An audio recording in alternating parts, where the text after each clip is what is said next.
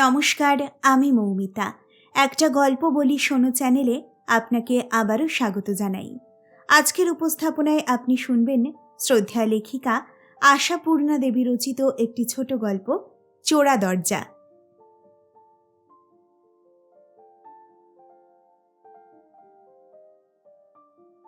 Corporation থেকে notice এসেছে, অবিলম্বে বাড়িটার দোতলা আর তিনতলা ভেঙে নামিয়ে ফেলতে হবে।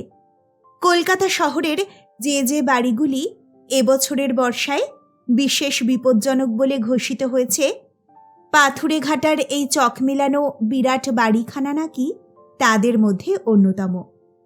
গত বছর বর্ষাতেও কর্পোরেশন সতর্কবাণী পাঠিয়েছিল, প্রসন্ন নারায়ণ গ্রাহ্য করেননি। শেষ জীবনের একমাত্র সঙ্গী ভাগ্নে নন্দকে বলেছিলেন, দে দিকি নোটিশখানা, ওটাই আগে ছিঁড়ে ওড়াই।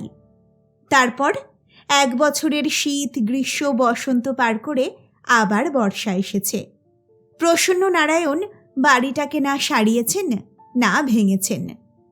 অতঃপর এবছরে এই জরুরি নোটিশ জানানো হয়েছে, বাড়ির মালিক বাড়ি ভাঙানোর ব্যবস্থা না করলে কর্পোরেশন থেকেই নাকি সে ব্যবস্থা করা হবে। এই নোটিশ আর অগ্রাহ্য করা চলল না। এবারের নোটিশ আগেই প্রসন্ন নারায়ণের হাতে পড়েছিল। কখন পড়েছিল কে জানে। নন্দ ঘরে আসতেই বিনা বাক্যে মেরজাইয়ের পকেট থেকে বার করে হাত বাড়িয়ে নন্দর দিকে এগিয়ে দিলেন। নন্দ চোখ বুলিয়ে দেখে নিয়ে মনে মনে বিপদ গণলেও মুখে কাষ্ঠ হাসি হেসে বলল, আবার বেটারা আচ্ছা, তো কাজ তো কিছু দেখানো চাই কর্পোরেশনের, তাই লোককে উৎখাত করার কাজ নিয়েছে। এই আপনার আবার একটা কাজ বাড়ল, নোটিশ ছেঁড়া। প্রসন্ন নারায়ণ গম্ভীর হাস্যে বললেন, না, এবারে আর অত সহজে মিটবে বলে মনে হচ্ছে না। বোধ হচ্ছে পাড়ার লোকে শত্রুতা করছে, নইলে কর্পোরেশনের এত ভূতে পায়নি যে গেল বছরের নোটিশের ফল হলো কিনা এবছর তার খোঁজ নিয়ে বেড়াবে। লক্ষ্মীনারায়ণ মজুমদারের ভিটে থেকে বাঁশ এবার তুলতেই হবে দেখতে পাচ্ছি। নন্দ ভয়ে মুখ চুন করে বসে রইল। মামার সঙ্গে এইরকম ভয়ানক আলোচনায় অংশগ্রহণ করা তার পক্ষে সহজ নয়। প্রসন্ন নারায়ণ আবার একটু ক্ষুব্ধ হাসি হেসে বললেন, ভেবেছিলাম বাড়িখানা হুমড়ে পড়ার আগেই এই হাড় কখানা হুমড়ে পড়বে, সে আর হলো না। নন্দ একটু এদিক ওদিক তাকিয়ে দেখল। 1.5 তলা সমান উঁচু একটা তলা, যত পেল্লায় লম্বা তত পেল্লায় চওড়া জানলা দরজা। ঘরের মধ্যে সিলিংয়ের হাতখানেক নিচে চওড়া কার্নিশের ঘের। এককালে আগাগোড়া দেওয়ালে তেল রঙা নকশা কাটা ছিল, এখন দেওয়ালে দেওয়ালে ময়লা ময়লা দাগ। বাড়ির মাথা থেকে নিচে পর্যন্ত সর্বত্রই কালের চিহ্ন সুস্পষ্ট। তবু নন্দ মন রাখা সুরে বলে, কথায় বলে মরা হাতি লাখ টাকা, যতই বেমেরামতি হয়ে যাক তবু এ বাড়িতে এখনো নিশ্চিন্তে 10টা বছর কাটানো চলত। 3 হাত চওড়া ভিত, পাথর গুঁড়োনো মাল মশলা। প্রসন্ন নারায়ণ হাসলেন। পাথর যারা গুঁড়ো করেছিল তারাও তো কবে গুঁড়ো হয়ে গেছে নন্দ। না, মানব না বলে লাভ নেই, বাড়ি খারাপ হয়ে গেছে বই কি। 50-60 বছরের মধ্যে তো মিস্ত্রির হাত পড়েনি। প্রসন্ন নারায়ণের বয়স 70-এর কাছাকাছি, কাজেই অনুমান করা চলে মিস্ত্রির হাতকে হাতছানি দিয়ে ডেকে তিনি কোনোদিনই আনেননি। প্রসন্ন নারায়ণের বাবা প্রবোধ নারায়ণ শেষ বুঝি কবে একবার ঠাকুর দালানটা মেরামত করিয়েছিলেন। প্রসন্ন তখন ছোট। নন্দর বয়সে নন্দ এ বাড়ির জাঁকজমক কিছুই দেখেনি, শুধু মায়ের মুখে গল্প শুনেছে এত বড় বাড়ির আনাজ কানাজ পর্যন্ত ভর্তি হয়ে কত লোক বাস করে গেছে এখানে, আর কেমন করে তারা মজে হেজে বংশলোপ পেয়ে ভয়ে অথবা নিরুপায় হয়ে এই পাথরের গুঁড়োর মশলায় গাঁথা আশ্রয় ছেড়ে পালিয়েছে যেমন করে ভীত ত্রস্ত পাখিগুলো বাসা ছেড়ে আর্তনাদ করতে করতে পালায়। বাসা বাঁধা গাছের গোড়ায় কাটুরের হাত পড়লে। মার কাছে শুনেই জেনেছে নন্দ, এত বড় বিষয় সম্পত্তি উড়ে পুড়ে নষ্ট হয়ে গেছে প্রসন্ন নারায়ণেরই অনাচারে আর অমিতাচারে। ঠাকুর দালানে বাইজির নাচ দিয়েছিলেন প্রসন্ন নারায়ণ। সেখানে ঝাড় লণ্ঠনের বাহার বেশি বলে। এরপরে আর বংশ থাকে? থাকে বিষয় সম্পত্তি, জাঁকজমক, বলবোলাও। শুধু বাড়িখানা নষ্ট করতে পারেননি প্রসন্ন নারায়ণ। হয়তো কোথাও কেউ বাধা দিয়েছে, কে জানে কে। মমতা, ভয়, সম্ভ্রমবোধ, লক্ষ্মীনারায়ণ মজুমদারের প্রেতাত্মা। কিন্তু নন্দকে কে আটকে রেখেছে এই প্রেতপুরীতে? নন্দ একটু ইতস্তত করে বলে ফেলে, এখন মনে হচ্ছে এর চাইতে সেবারে সেই কি যেন স্কুলওয়ালাদের প্রস্তাবে রাজি হয়ে গেলেই ভালো হতো। তারা বরং যা হোক মেরামত করিয়ে নিয়ে। থামো নন্দ, বোকার মতো কথা বলো না, ধমক দিয়ে ওঠেন প্রসন্ন নারায়ণ। নন্দ থতমত খেয়ে চুপ করে গেল। কথাটা এই, বছর 8-10 আগে একটা স্কুল কর্তৃপক্ষ বোর্ডিং সমেত স্কুল বসাবার জন্য বাড়িটা ভাড়া নেবার অনেক চেষ্টা করেছিল, কিন্তু প্রসন্ন নারায়ণকে রাজি করাতে পারেনি। তাদের চেষ্টার মধ্যে নন্দরও সমর্থন রয়েছে দেখে প্রসন্ন তাকে ধমক দিয়ে চুপ করিয়ে দিয়েছিলেন সেদিন। আজ নন্দ বিনীতভাবে স্মরণ করিয়ে দেওয়ার মধ্যে দিয়ে সেদিনের সেই ধমকের উত্তর দিতে চাইছিল। ভাবছিল আজকে ভিতরে ভিতরে অবশ্যই আফসোস করতে হচ্ছে মামাকে, সেদিনকার অবিবেচনার কথা স্মরণ করে। কিন্তু আজও ধমক দিলেন প্রসন্ন নারায়ণ। মামাকে কোনোদিনই বুঝতে পারে না নন্দ।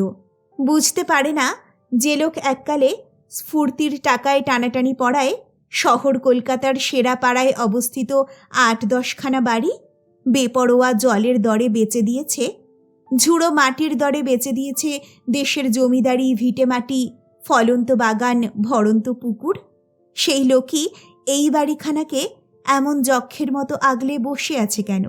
ভাতের টাকার টানাটানি সত্ত্বেও। যে কোনো স্কুলকে ভাড়া দিলেই এখনও এ বাড়ি থেকে মাস গেলে 500-600 টাকা আসতে পারত।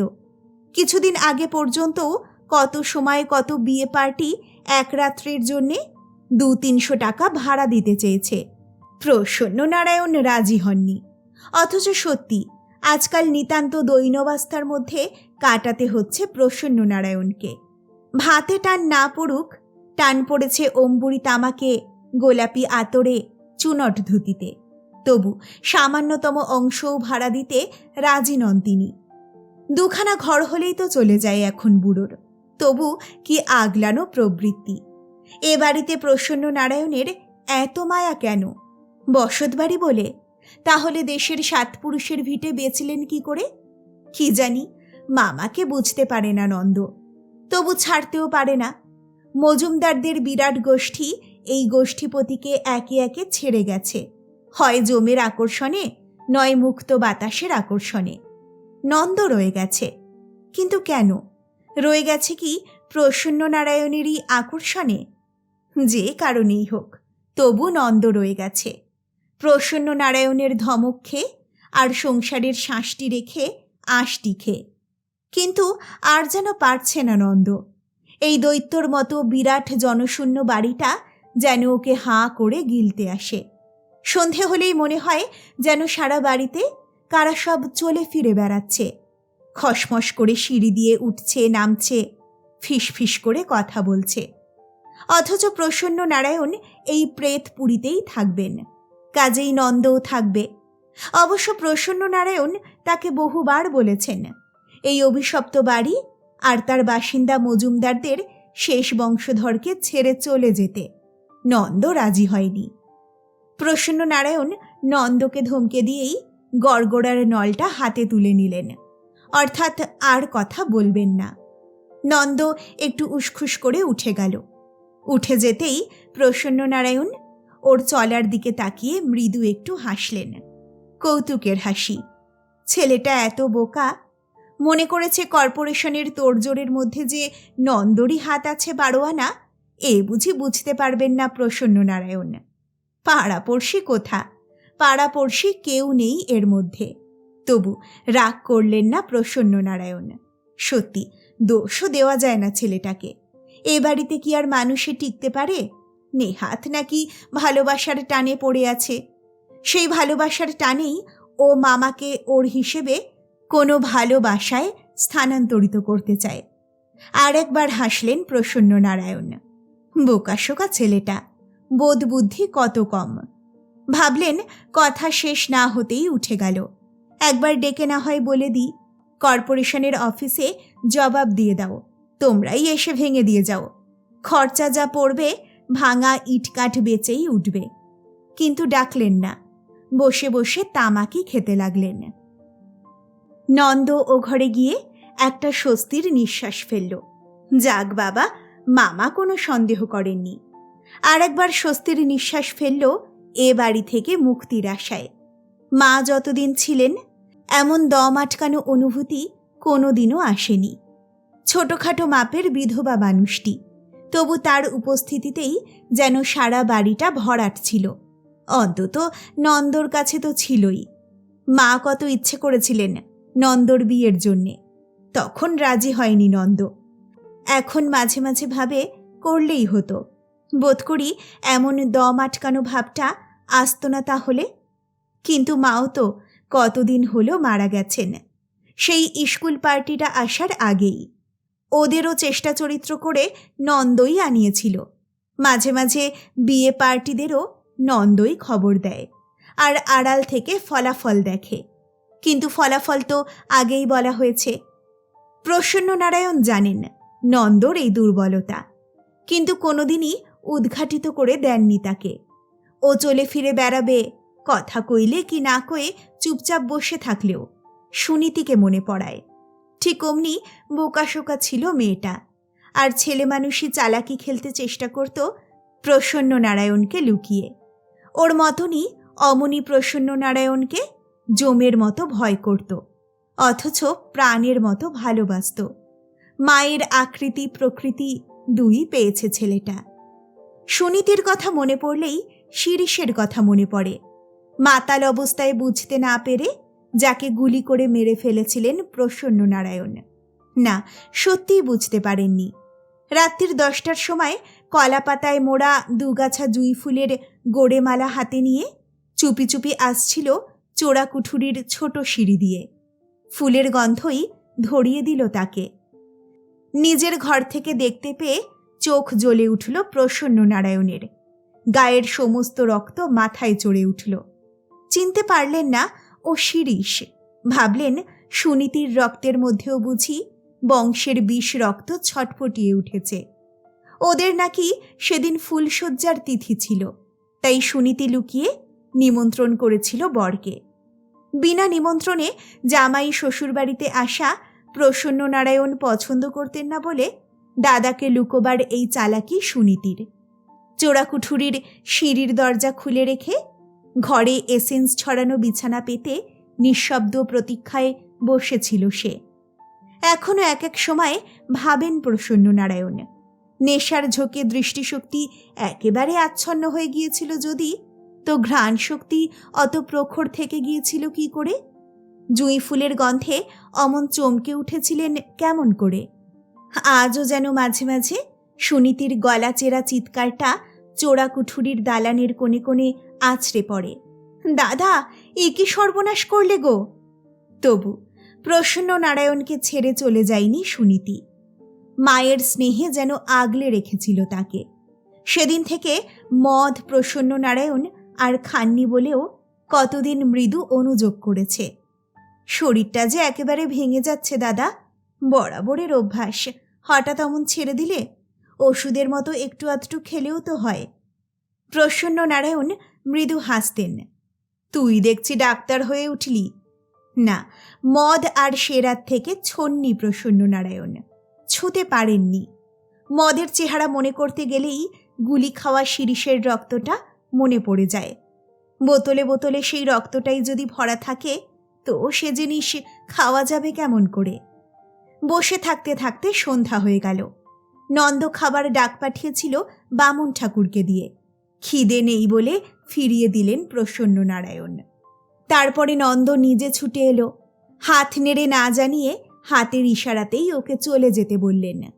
জীর্ণ বিবর্ণ পালিশ ওঠা আরাম কেদারাটায় বসে থাকতে থাকতে ঢুলতে লাগলেন।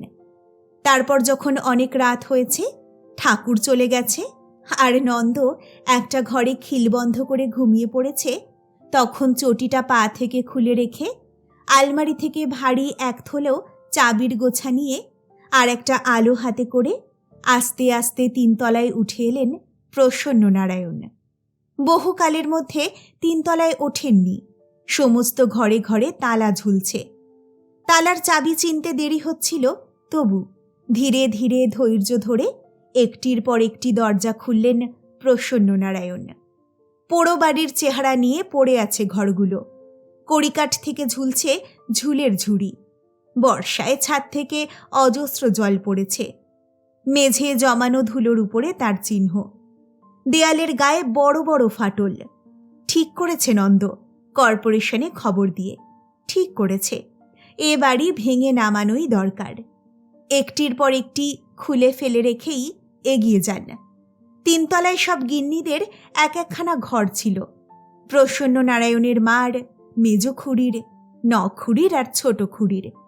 সেজ কাকা সুবোধনারায়ণ বিয়ে করেননি। নিচের তলায় থাকতেন তিনি। পুজো পাঠ জপতপ নিয়েই নাকি কাটত তার। প্রবোধনারায়ণ বলতেন ভিটকিলেমি। মেজ খুড়ি বলতেন নিচের তলায় থাকার সুবিধে আছে। বাড়ির কাছে পাথুরে ঘাটার যে বস্তিটা মজুমদারদেরই সম্পত্তি, সেইটার দিকে দৃষ্টি নিক্ষেপ করে টেনে টেনে অদ্ভুত একটা হাসি হাসতেন মেজ খুড়ি। বিধবা নখুড়ি গলায় দড়ি দিয়ে মরেছিলেন। তদবধি তার ঘরে কেউ ঢুকত না সাহস করে। ঘরটা খুলতেই মনে পড়ল প্রসন্ননারায়ণের।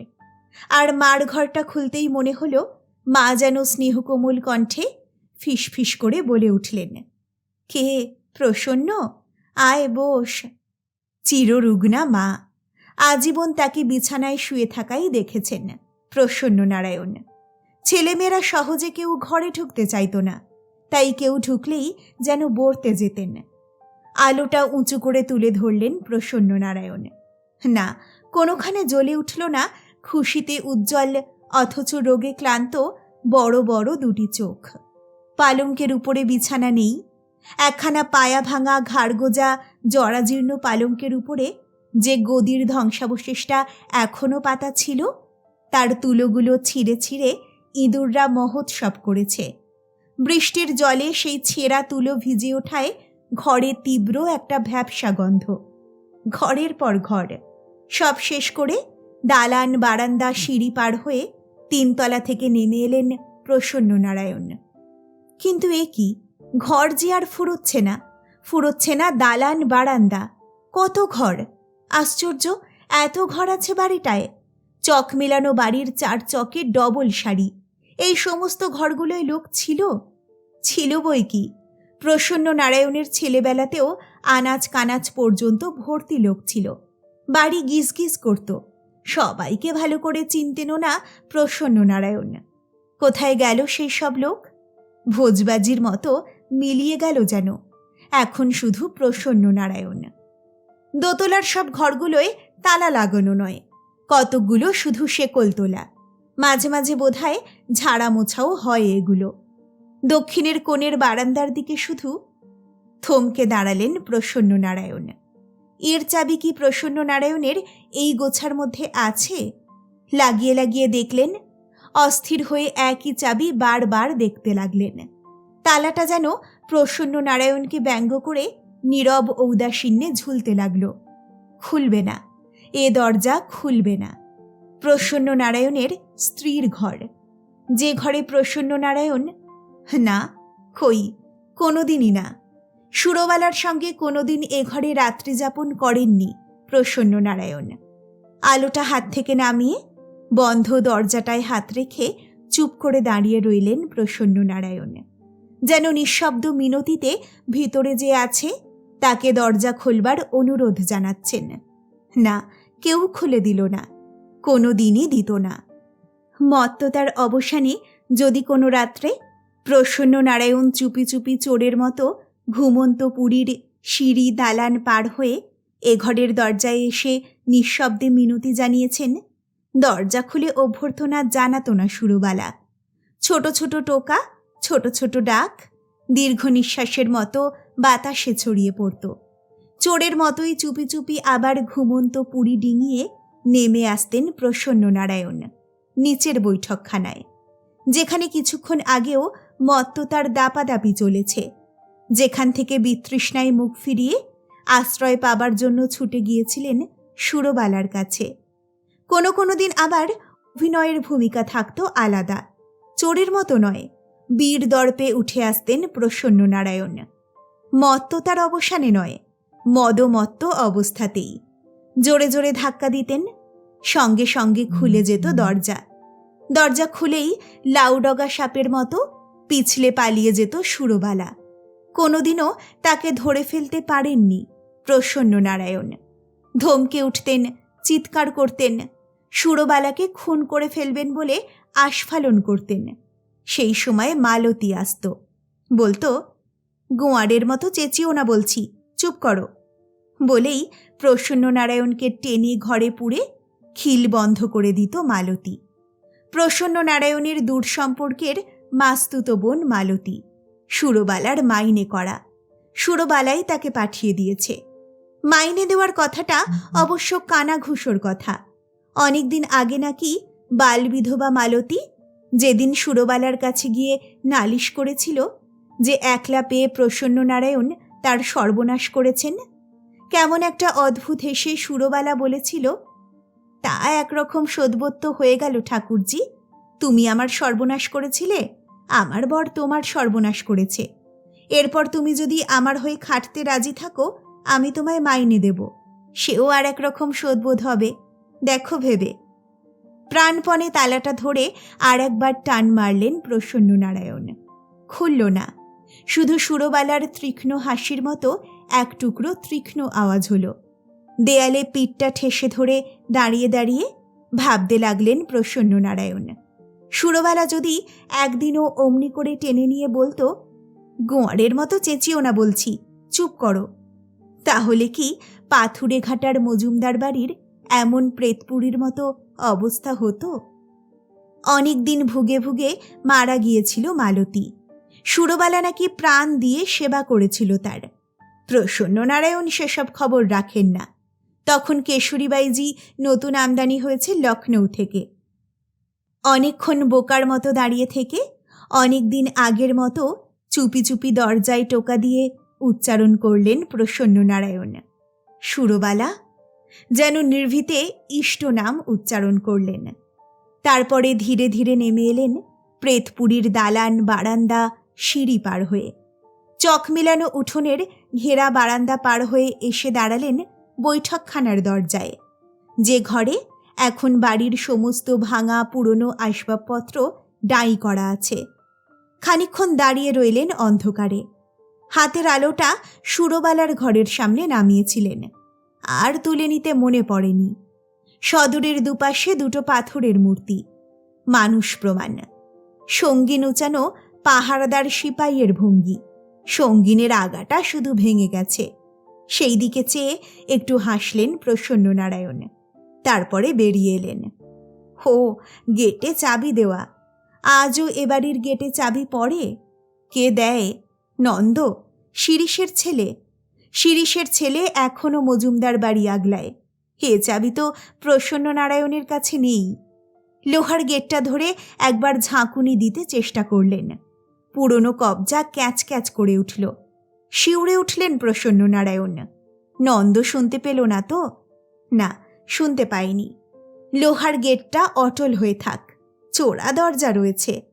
প্রসন্ননারায়ণের অবিদিত নেই সেই দরজা। এই দরজার ওপিঠে পালকি দাঁড়াত। প্রসন্ননারায়ণের ঠাকুরমা নাকি গঙ্গা স্নানে যেতেন সেই পালকিতে। বেহারারা পালকি শুদ্ধ গঙ্গায় চুবিয়ে আনত। এ দরজা প্রসন্নর ঠাকুমার নির্দেশে তৈরি। তারপরে পালা বদলেছে। চোরা দরজা দিয়ে কত চোরাই কারবার চলেছে প্রসন্ননারায়ণের জানিতে অজানিতে, কত অসংখ্যবার। এমনই মাঝরাতে দরজা খোলা হয়েছে। দরজাটা খুলে ফেললেন। ঘুণ ধরা কাঠ আওয়াজ করল না। পথে এসে দাঁড়ালেন প্রসন্ননারায়ণ। পিছু ফিরে একবার চোখ তুলে দেখলেন বিরাট দৈত্যের মতো বাড়িটাকে। এ কি, বাড়িটা এমন বিভৎস কুৎসিত দেখাচ্ছে কেন? অনেক ছোট ছোট বাড়ির মাঝখানে একটা প্রকাণ্ড বাড়ি এত কুৎসিত দেখতে লাগে। এ কথা তো কোনোদিনও জানা ছিল না প্রসন্ন নারায়ণের। ঠিক করেছে নন্দ, কর্পোরেশনে খবর দিয়ে এই বিভৎস বিরাটের মাথাটা ভেঙে নামিয়ে দেওয়াই উচিত। ধীরে ধীরে এগোতে লাগলেন প্রসন্ন নারায়ণ, যে পথ দিয়ে তার ঠাকুরমার পালকি যেত। শেষ হল আশাপূর্ণা দেবী রচিত একটি ছোট গল্প, চোরা দরজা। গল্পটা আপনার কেমন লাগলো আমাকে অবশ্যই জানান কমেন্ট সেকশনে। খুব তাড়াতাড়ি ফিরে আসছি নতুন একটা গল্প নিয়ে। সকলে ভালো থাকুন, সুস্থ থাকুন। নমস্কার।